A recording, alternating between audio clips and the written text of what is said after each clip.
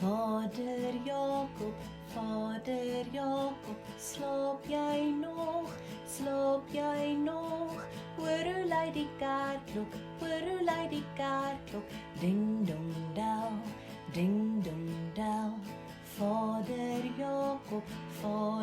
Jakob, slaap jy nog, hoor hoe lui die kerkklok, ding dong del. Dit is winter en Vader Jakob slaap snoesig in sy bed. Die kerk is af van die straat en begin om 9 uur, maar dit is al 8:55.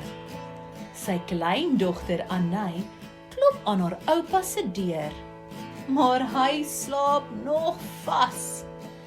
Hy skrik eers wakker toe hy die kerkklok hoor. O nee, dink hy, ons is laat vir kerk. Hy trek vinnig aan en hardloop met Annay kerk toe. Vader Jakob, slaap jy nog, hoor hoe lui die kerkklok, ding dong del, Vader Jakob, slaap jy nog, hoor hoe lui die kerkklok, ding dong del. Watter seisoen is dit? Winter. Wie slaap nog snoesig in sy bed? Vader Jakob.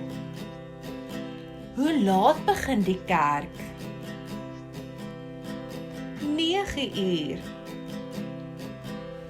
Wie klop aan die deur?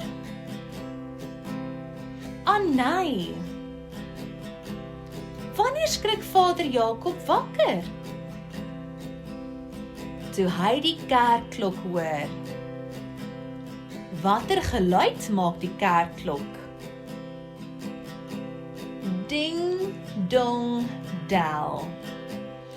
Was Vader Jakob betyds vir kerk? Nee, hy was laat. Kom ons sing nog een keer saam. Vader Jakob, slaap jy nog, hoor hoe lui die kerkklok,